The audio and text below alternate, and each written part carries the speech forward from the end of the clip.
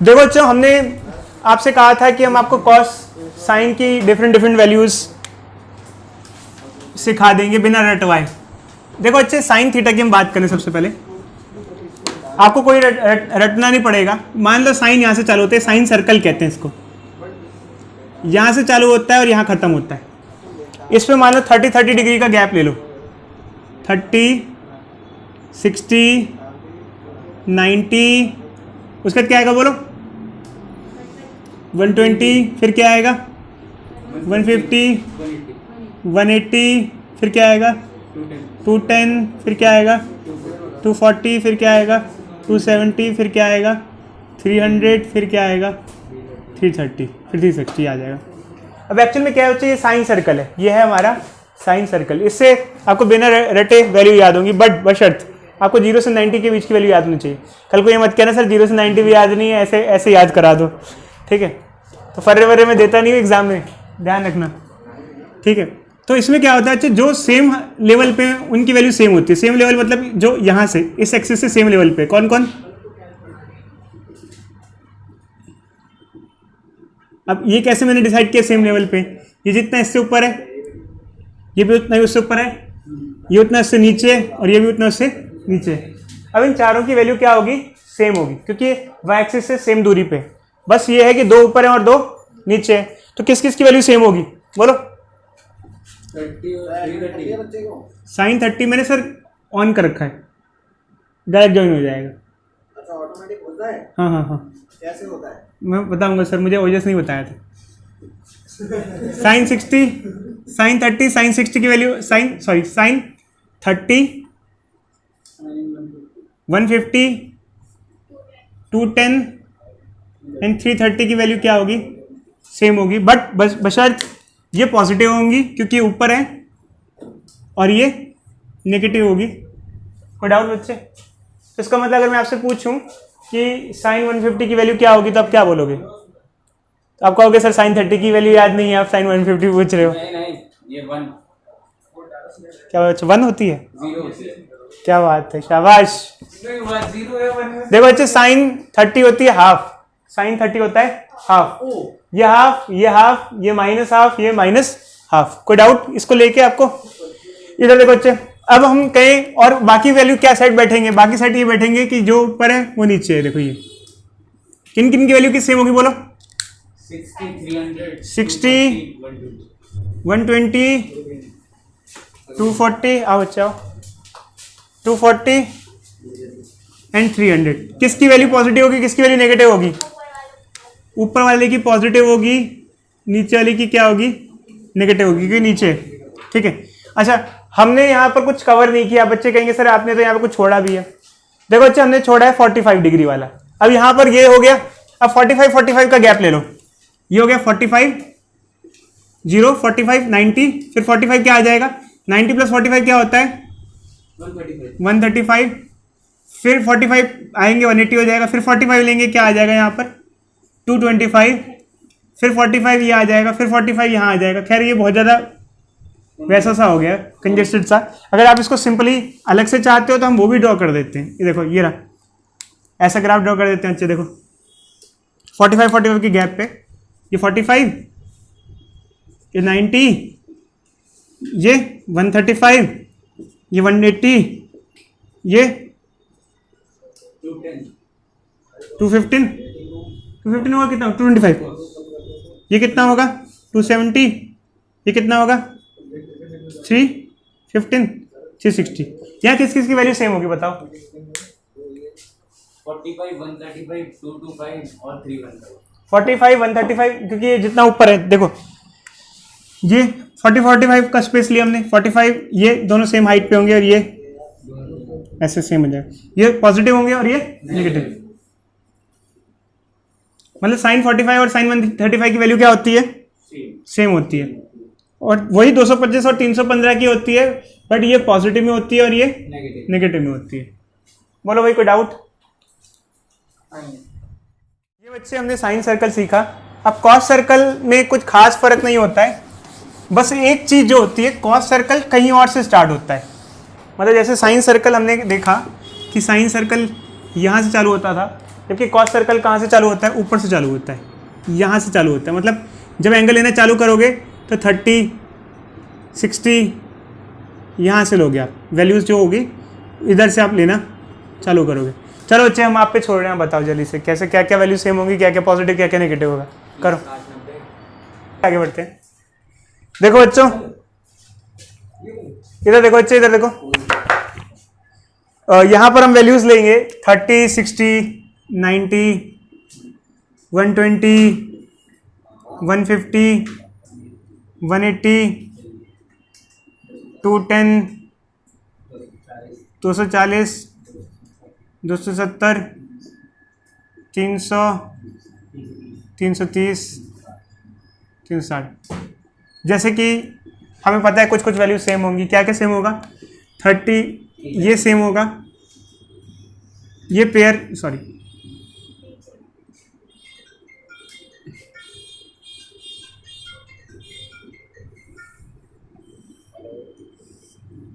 ये pair same होगा बच्चे, 30, 330, कौन कौन कौन अंकित चला गया, 150, 210, ये पॉजिटिव ऊपर और ये नेगेटिव। और क्या क्या है,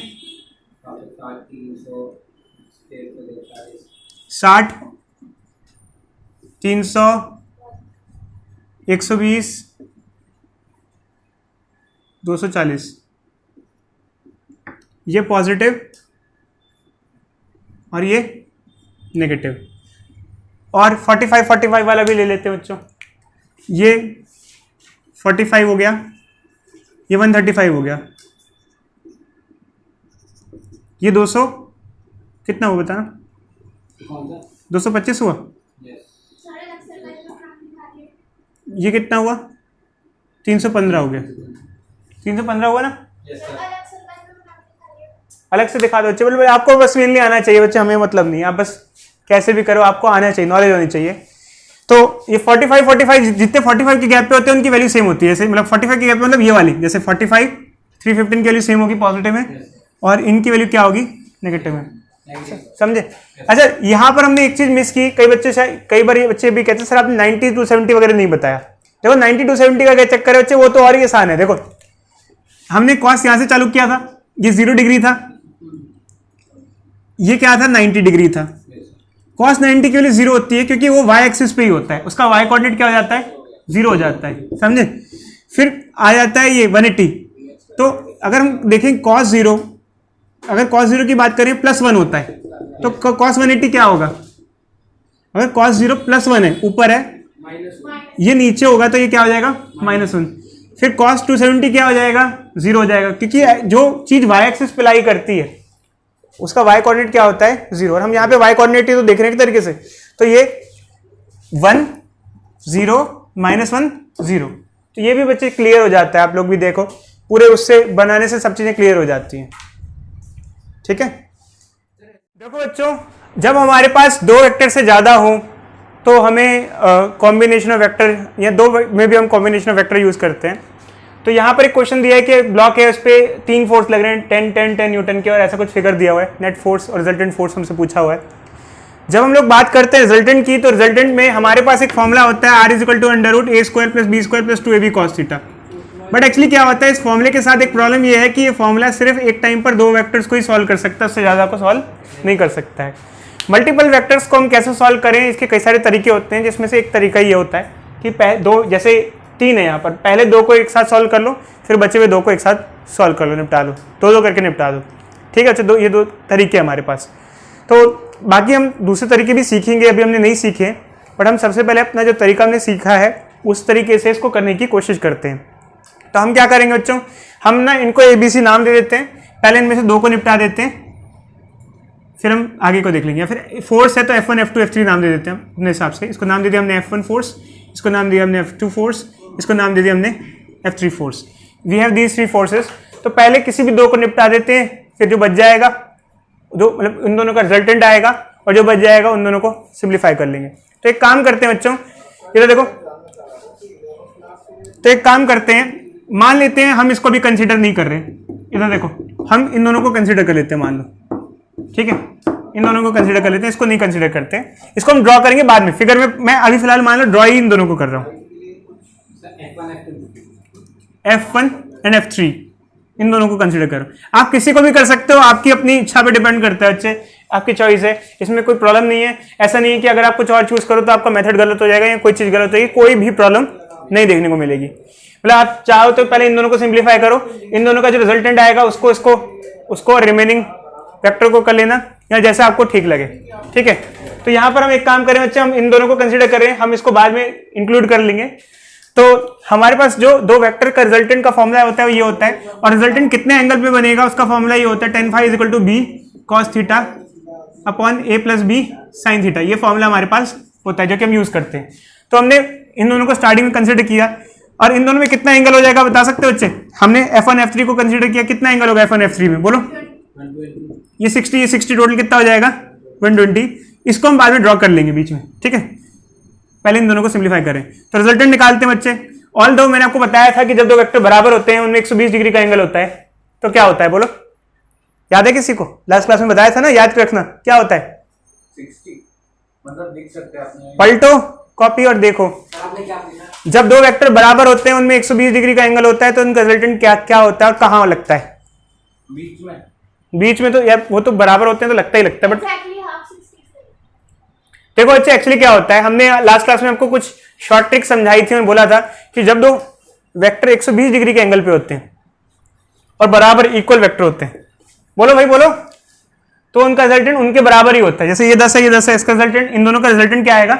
10 ही आएगा। अगर हम नहीं आपको याद है तो हम करके दिखा देते हैं। देखो अच्छे, ये दो वेक्टर्स हैं, इनका रिजल्टेंट निकालना है, तो क्या होगा? ये 10 का स्क्वायर प्लस 10 का स्क्वायर प्लस 2 10 cos 120, cos 120 होता है -12। इसको सिंप्लीफाई करते हैं हम लोग, रिजल्टेंट क्या हो जाएगा? ये हो जाएगा 100, ये हो जाएगा 100, ये हो जाएगा 200 इंटू -12, कट जाएगा, ये क्या आ जाएगा? -100, माइनस मतलब ये कटेगा ना, 100 आ जाएगा ये, और ये माइनस, तो ये क्या हो जाएगा? R = -200 -100 क्या आ जाएगा? √100 क्या हो जाएगा? 10 हो जाएगा। तो इनका रिजल्टेंट ये होगा। और हमने ये भी पढ़ा था कि अगर वेक्टर इक्वल होते हैं तो रिजल्टेंट ठीक बीच में होता है। ठीक बीच में मतलब कि ये होगा कितना? 10 न्यूटन होगा और 60 डिग्री पे होगा। बट खैर ये तो सिर्फ कहने की बात है, सीबीएसई में तो हमको करके दिखाना होता है। एक होता है एंट्रेंस एग्जामिनेशन, उसमें आप कुछ ना भी करके दिखाओ, लिख दो, चल जाता है। बट सीबीएसई में तो आपको हर चीज करके दिखानी पड़ेगी। तो कैसे करके दिखाएंगे कि ये 60 डिग्री पे लग रहा है? बोलो, ये फॉर्मूला लगाएंगे, ये फॉर्मूला लगाएंगे। तो ये फॉर्मूला लगाते हैं बच्चों। तो हम जब ये फॉर्मूला लगाते हैं तो उसमें से एक को ए मान लो, एक को बी मान लो। इसको ए मान लेते हैं, इसको क्या मान लेते हैं? बी। तो ये फॉर्मूला लगेगा, tan phi = b cos theta. b कितना है? 10, ठीक है। cos थीटा, थीटा कितना लेते हैं? देखो थीटा हमेशा ए और बी के बीच का एंगल होता है, तो ए और बी के बीच का एंगल 120 डिग्री है, cos 120, ठीक है, अपॉन ए कितना है? 10 प्लस बी कितना है? 10 sin 120। क्या वैल्यूज होती है बच्चों? क्या वैल्यूज होती है बोलो? cos 120 कितना होता है?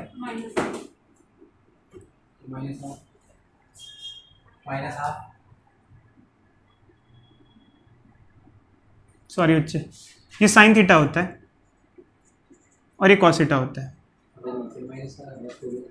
ठीक है। आप लोगों ने भी ध्यान नहीं दिया यार, थोड़ा सा आप लोग ध्यान दिया करो बच्चे।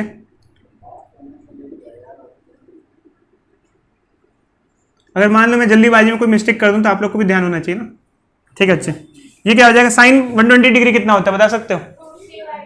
हमने अभी आपको साइन की वैल्यूज बताई थी और कॉस की वैल्यूज बताई थी।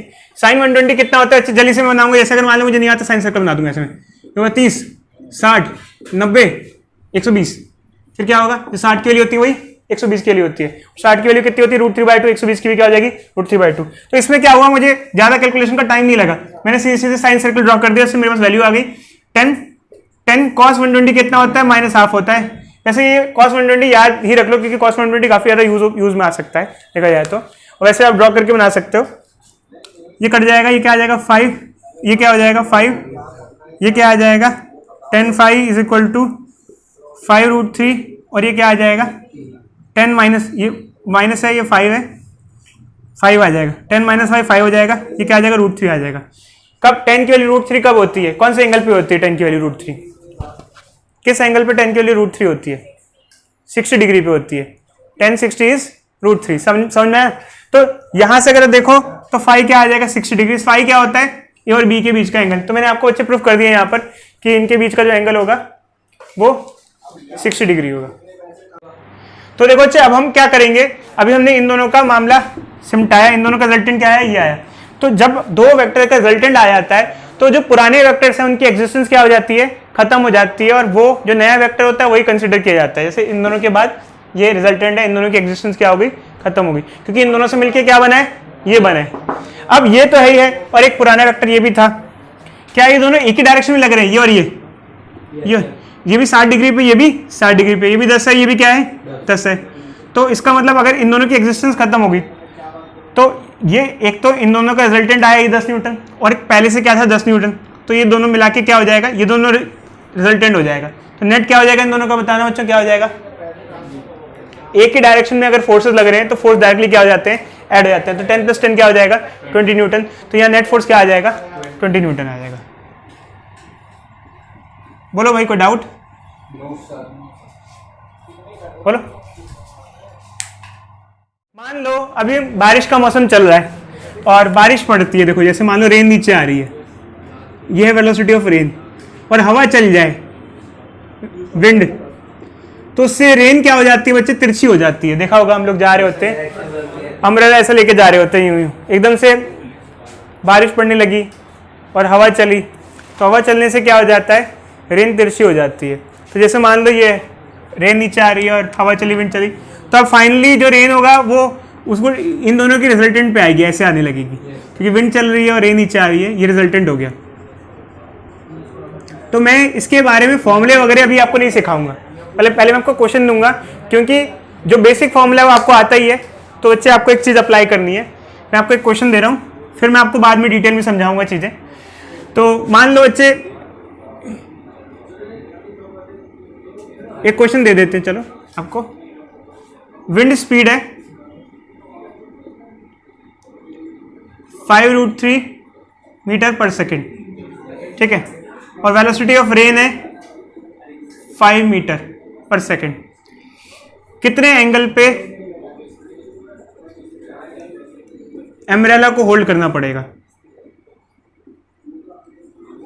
अब ऐसा क्या होता है बच्चे, कितने एंगल पे अम्ब्रेला को होल्ड करना होगा, इसका क्या मतलब है। देखो एक्चुअली क्या होता है कि जब हवा चलती है, जैसे मान लो बारिश वर्टिकली डाउनवर्ड हो रही है और हवा चल रही है हॉरिजॉन्टली, तो रेन तिरछी आएगी, तो हमें अम्ब्रेला भी क्या करना पड़ेगा, तिरछा पकड़ना पड़ेगा। जैसे ये अच्छा खासा एक बच्चा ये है, ये अम्ब्रेला को ऐसे सीधे पकड़ के खड़ा था, ये है आस्था, ये बच्ची बैठी है यहाँ, ठीक है, नहीं आस्था तो आए ना, ये है अदिति, मतलब ये बच्ची यहाँ बैठी हुई है, ठीक है। तो जैसे ही अगर मान लो हवा चलने लगी और ये नीचे आ रही है तो ये तिरछी हो जाएगी ऐसे, तो इसको अम्ब्रेला को भी क्या करना पड़ेगा, तिरछा करना पड़ेगा ऐसे, ये, ठीक है। तो एक्चुअली क्या है कि उसने अपने अम्ब्रेला को टिल्ट कर दिया, मतलब पहले अम्ब्रेला सीधा था, उसको ऐसे क्या कर दिया, टिल्ट कर दिया। कितने एंगल टिल्ट कर दिया, मान लो 5 एंगल टिल्ट कर दिया, 5 ये एंगल निकालना है, 5 ये बताना है कितना एंगल टिल्ट करना पड़ेगा अपने आप को सेव करने के लिए। करो बच्चे। देखो बच्चों, इस क्वेश्चन में क्या है कि बेसिकली हमें ये एंगल निकालना है, क्योंकि हमारा अम्ब्रेला पहले सीधा था, क्योंकि रेन डायरेक्टली डाउनवर्ड आ रही थी, बट हवा चली तो उससे क्या हुआ कि रेन तिरछी हो गई और हमें अम्ब्रेला को इंक्लाइन करना पड़ा। तो यहाँ पर हमें ये 5 एंगल निकालना है, ये 5 बेसिकली निकालना है। ये 5 होगा तो ये भी 5 हो जाएगा। कौन सी प्रॉपर्टी यूज होगी, इसे हम कह सकते हैं, क्या कहते हैं, अल्टरनेट इंटीरियर एंगल, ठीक है। अब यहाँ क्वेश्चन ये अराइज होता है कि ये 5 कैसे निकाला जाए, ये 5, एक रुक जाओ बच्चे, ये 5 कैसे निकाला जाए। देखो बच्चे एक्चुअली क्या है, इसको हम थोड़ा सा ढंग से ड्रॉ करते हैं। ये है वेलोसिटी ऑफ विंड, ये है वेलोसिटी ऑफ रेन, ठीक है, ये रिजल्टेंट, ये रिजल्टेंट, ये एंगल 5 है, क्योंकि हमने अम्ब्रेला ऐसा रखा था फिर ऐसे कर दिया, ये और ये सेम होगा एंगल।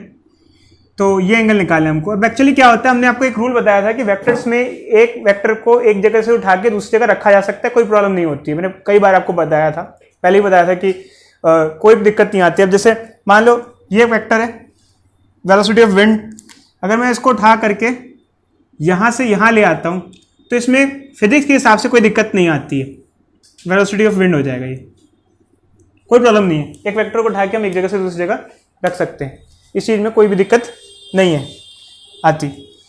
तो हमने वेक्टर को यहाँ उठा के रख दिया बच्चों। अब इससे क्या होगा बच्चे, अगर देखो तो ये रिजल्टेंट है,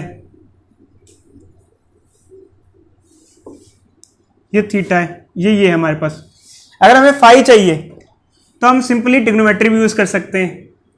टेन फाई क्या होता है, टेन फाई क्या होता है, परपेंडिकुलर बाय बेस। तो ये क्या हो जाएगा, velocity of wind by velocity of rain. तो इसमें हम वैल्यू पुट करके फाई निकाल सकते हैं। एक तो ये तरीका हुआ कि मतलब एक्चुअली क्या है, देखो बच्चों, कई बार बच्चे कहते हैं कि सर आपने ट्रिग्नोमेट्री कैसे यूज़ की। जब मैंने चैप्टर चालू किया था तो मैंने कहा था कि वेक्टर्स में जो हम पढ़ते हैं वो ट्रिग्नोमेट्री और कोऑर्डिनेट ज्योमेट्री के एडिशन से पढ़ते हैं, कुछ पाइथागोरस थ्योरम यूज़ करते हैं। तो कुल मिला के यही सब चीज़ें वेक्टर्स बनाती हैं, ट्रिग्नोमेट्री, कोऑर्डिनेट ज्योमेट्री, पाइथागोरस वगैरह से वेक्टर बनता है एक्चुअली देखा जाए तो। और अगर यहाँ पर ये हमने लिखा तो कई बार बच्चे कहते हैं सर ऐसा तो आपने कोई तरीके सिखाया नहीं अभी तक, ये कैसे आपने कर दिया। जैसे मान लो इसका आंसर भी हम निकाल लेते हैं। टेन फाई क्या हो जाएगा, velocity of wind by velocity of rain. Velocity of wind is 5√3 and velocity of rain is 5, divide हो जाएगा √3 आ जाएगा।